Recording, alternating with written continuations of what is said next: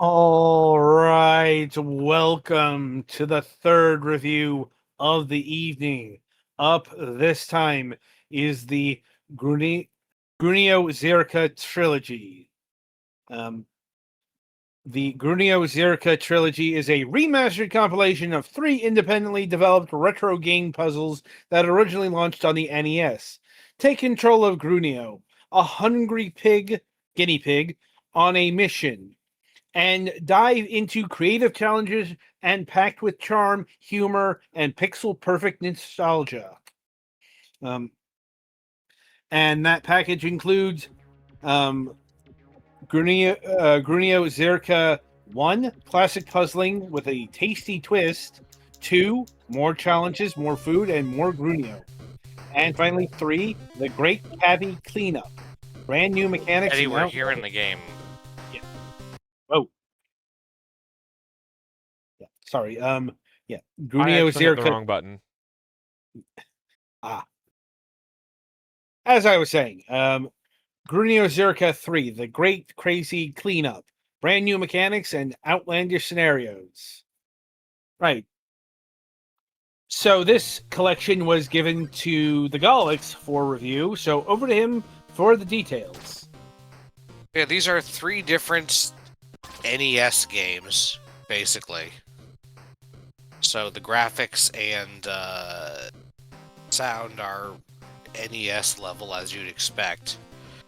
It does have a decent amount of options in terms of controller mapping and stuff. But you shouldn't really need to do it much.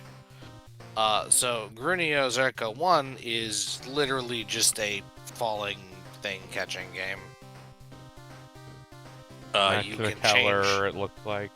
Yeah, you can change your Grunio to 4 different colors, which is by default on the shoulder button. So I don't know what it would have been on the NES. I'm hitting Or A not to the shoulder change buttons, color. RT. Oh, that might be, yeah. No, I was anyway. Whatever. I might have accidentally remapped it. Anyway, so you do that, and there are hearts to refill your things, and you have 3 hearts. 2 is a puzzle platformer. This is, I think, probably the most creative / expressive one, because so the platforming controls are obnoxious. Yeah. You can jump, you can walk off edges, but if you try to walk off an edge, you will be you have to like double tap at the edge. Okay, so you have to push the table up against the thing. The jump is awful. You can get sometimes one thing tall. And you go about collecting blocks, which you can then place in the stage. And also there is a hammer chisel that you can use to remove existing blocks. Congratulations, you fucked it. That's the punishing thing. Whenever there's one of those other objects, oh no, you might be able to fix it. I don't know. What else? Whatever. I didn't get super far in this because, first off, it's kind of not super interesting, and secondly, I found the enter edit mode, go out of edit mode, try to collect all the things a little bit annoying. But yeah. So you can collect, as you can see up at the top, 1 blocks, 2 horizontal, 2 vertical, a T block, and then 2 directional ladders. You can't rotate them or anything. Okay, so to save you all of my frustration, press down on the D-pad as the arrow says, and that triggers the switch. And there's sometimes switches, but yeah, you just have to get to the end of the levels. Well, activating the key, but yes. Yeah, get the key and then get to the end of the level. There are passwords to continue from each stage. It is a pretty basic puzzle platformer. I kind of like the idea of the way that the placing object puzzles works, except for the fact that, so in this stage you start with 2 T-blocks, and a destructor. Oh, and you can place them to overlap with things, including yourself, which kills you.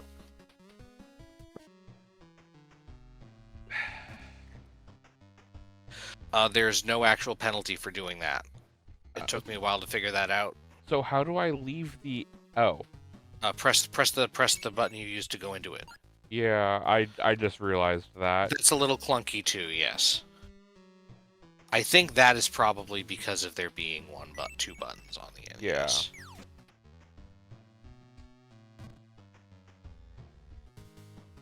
But yeah, that's it. It's pretty simple. Collect the things and get to the end of the stage. There's a decent amount of creativity used. It is possible to beat stages with things left to do.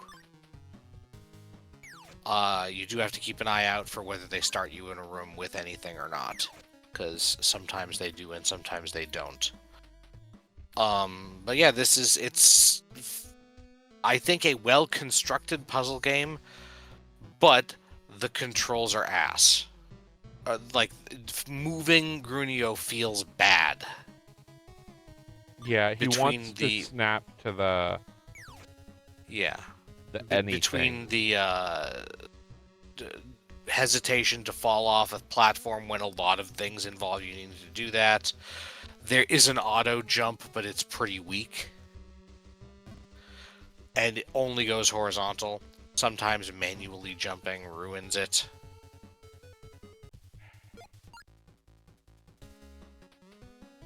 Yeah, I don't even know. Yeah, and there is a reset button, and I had to use it a lot because after the first couple of stages, it is quite possible to get in situations where you need to... where you have trapped yourself and made it impossible to continue.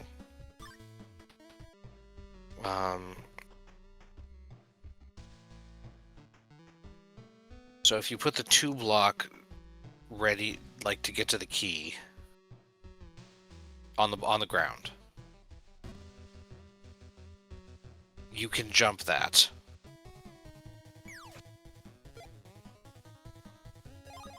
Weird. Yeah, it doesn't look like you can, and then you can use the... I couldn't figure out how to get the carrot in this one. The carrot, we're going to assume it's dead.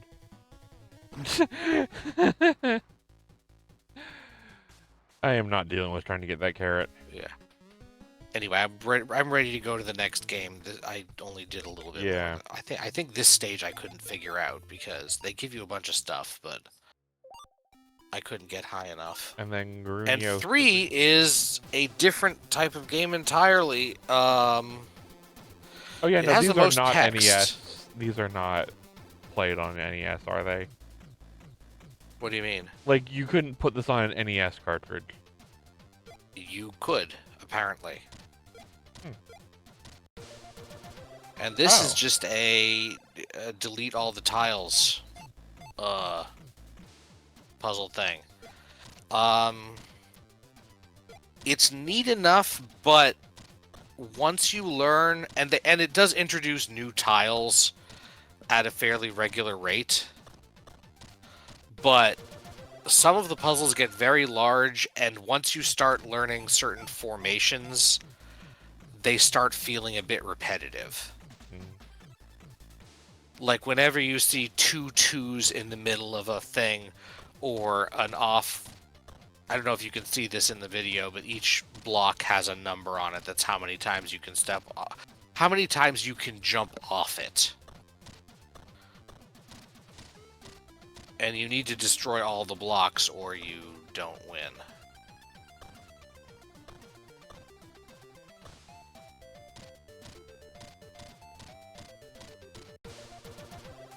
Yay. And you have to jump on you can't step on the carpet because that's the guinea pig's rule. You do actually get cute little text things where I don't know which one. There are like 3 or 4 guinea pigs and they do actually have different names. The one that isn't Grunio like starts yelling at you for stepping on the carpet and stuff. Yeah, the floor is lava, homies. Mm-hmm. Or the floor is carpet, but you're a guinea pig and you're not allowed on the carpet. This one has blocks that you can only jump onto in a certain direction.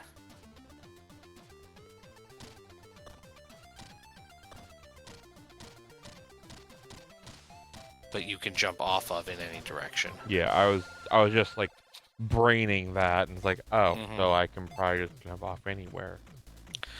Yeah, One those way took me a while. on, I'm gonna anyway I'm off. gonna let Petty Fan go until the first orange stage because that one is fucking huge and obnoxious. I The can first ones are get fairly there. like you can kind of tell where you can go, and but this one is kind of annoying because if you mess up, you always need to redo the whole puzzle basically.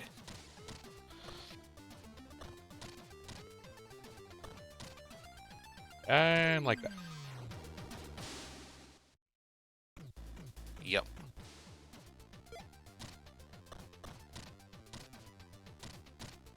But yeah, it's again a fairly simple puzzle action game that it has a decent amount of depth to the stuff you have to do, but I found it a little bit monotonous once I started recognizing a lot of things. You have to go up to the top one and then back down and to the side. That.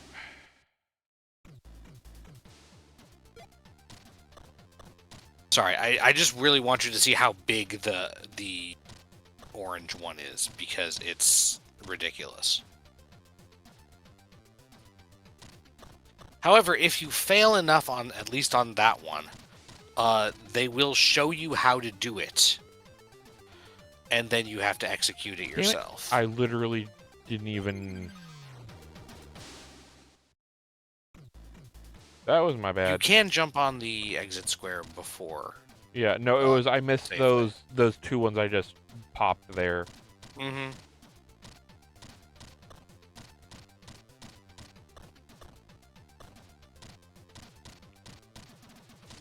And this is very much unlike the other one that has some room for creativity. I think this is almost always there's only one way to do it. Probably.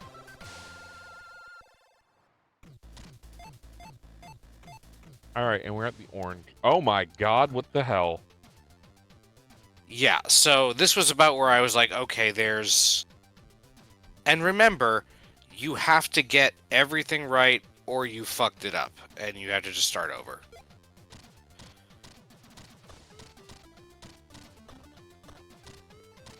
So it's kind of punishing. It's a clever puzzle. I appreciate the art, the construction of the puzzles, but geez Louise, that's too much. And I imagine there are probably ones that are bigger than this. Probably, but this is the first. I think it does get smaller for a while. After this, they introduce inflatable blocks that have like 3 or 4 states, and if you don't jump on them for a while, they re-inflate.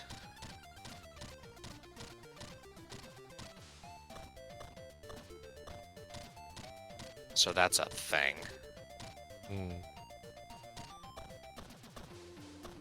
Again, I think it's mechanically interesting. I just personally find it frustrating to play because of the way that the you fucked up works. Yeah.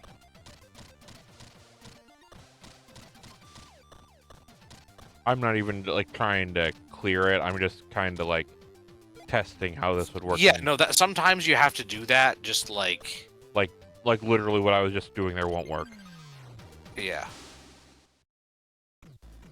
And you have to see, because sometimes your brain needs to cut it into smaller segments to make it like. There's too much doable. here for like me to like process, especially with those one-way blocks. Yeah, I'm not saying it's bad. I'm just saying it is a complicated, or it is a unforgiving puzzle with a lot of steps that requires precise execution. So probably not for everyone. Yeah, whenever you see 4, you have to do 2 and 2. Yeah.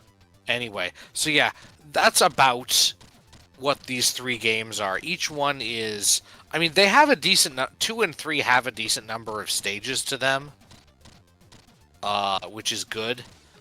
but the premise of the games is, I don't know, I would say it's probably fairly what you'd expect for like a probably.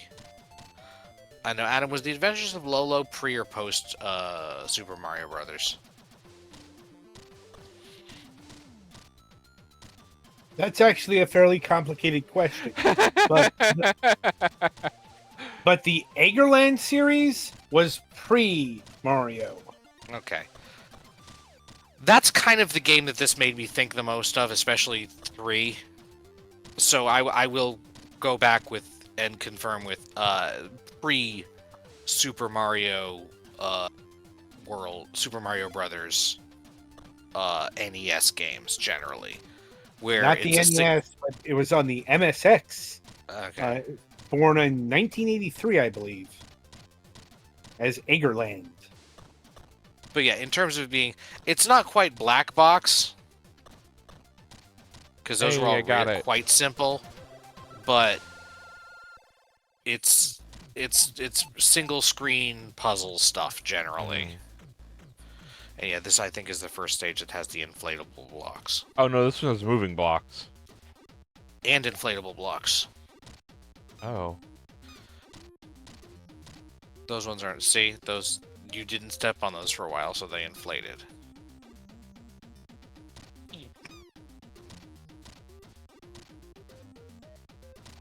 Yeah, Oh, it's. I hate it actually here. kind of like it. I just find it frustrating when there's so much puzzle that you have to execute perfectly, you know?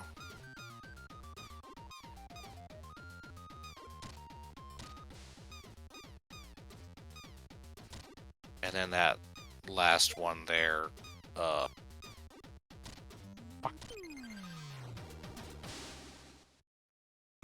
Okay, I see where they want me to do. yeah. And So I yeah, go back. I honestly, overall, I don't know if I think I would buy any of these individually, especially one. But as a collection here, I think if you are into retro puzzly acty games, I think there's enough here to satisfy you, probably. Adam, what are we looking at price-wise? $8. Yeah, that's fine for this. Okay. All right. Yeah, So I'm glad it's not overpriced because then I can recommend it fairly well. Oh god, it teleports. Yeah, that I was gonna say that's a. anyway, so it sounds like we're about done with Gruniozrca Yeah, trilogy. it's 3 like non-super late NES where they started going really nuts and doing stuff like Super Mario Brothers and Legend of Zelda. I know it looks kind of late stage NES to me, at least graphically speaking. Yeah, graphically it looks... The graphics are good, are later stage than the actual gameplay. Gotcha. The gameplay, to me, and I understand that they do have some mechanical complexity in here, so maybe it is a little bit later than it feels. But to me, being single screen puzzles feels very early half of NES. Yeah, these are from like 2016. Yeah, they're retro games. Yeah. They're retro not, styled, not from the 80s. yeah, they're not from the 80s. They're just made to literally be able to run on the NES. Mm. Okay. So yeah, as long as you don't really go in expecting something that is beyond the scope of these intended games, I think this is actually a pretty solid product. Mm. All right. So yeah, I think that'll about do it for this game. Be sure to tune in after the break as we review Outlaws plus a handful of missions remaster.